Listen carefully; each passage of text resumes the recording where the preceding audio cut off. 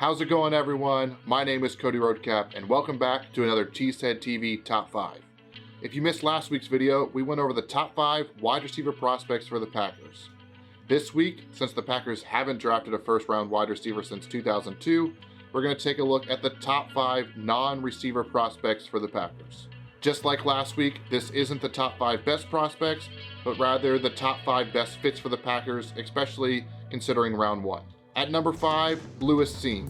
The safety out of Georgia would immediately fill the Packers' need for a third safety this year and could potentially move to a full-time starter in 2023, depending on what happens to Adrian Amos or Darnell Savage after the season. My favorite part about Lewis's game is he's not afraid to fly downfield and hit somebody despite being a little undersized at only 199 pounds. He is a fantastic athlete with elite speed traits like a 4.37 40-yard dash.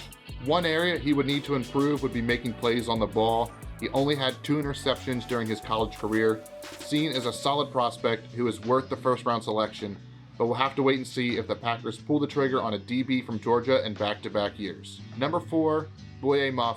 Now, the edge rusher out of Minnesota is 23, turning 24 this season, which is on the older side for rookies, and could drop him down the Packers draft board, especially if we're talking round 1. But Moe is an athletic freak that makes you want to look past his age. His RAS score is a 10. That would rank him number 2 out of the 2,188 linebackers scored since 1987.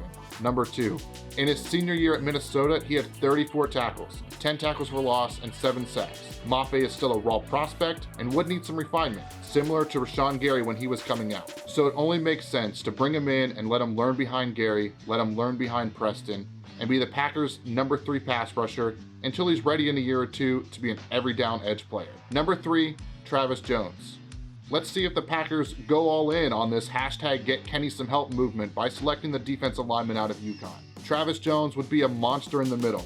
Literally, he's 6'4", 325 pounds, who also happens to be a tremendous athlete with a 9.39 relative athletic score. Jones may still need to develop more to become a better pass rusher, but can come in day one and be a contributor against the run and eating up double teams to free up Kenny Clark. He currently isn't being projected as a round 1 pick, but as we move closer to April 28th, I believe Jones will be very much in play for the Packers when they're on the clock at pick 28.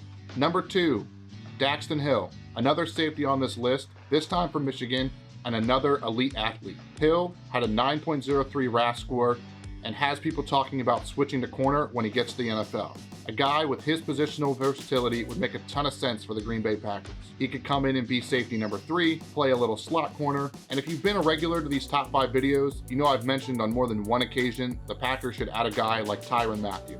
Well, Dax Hill is the college prospect that would allow for that same type of versatility. I will say he is gaining momentum as we get closer to the draft, and it's starting to feel like he may not be available when the Packers are on the clock at number 22.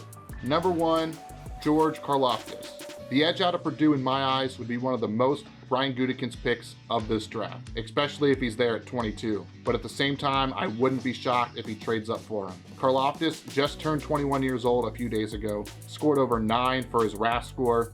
He made an immediate impact as a freshman at Purdue, a Big Ten school. He finished his college career with 97 tackles, 29 tackles for loss, and 14 sacks. Like all rookies, George still has some areas of his game to improve on, but at his age, with his athletic traits, he seems to be like a prospect the Packers could fall in love with and select in a heartbeat.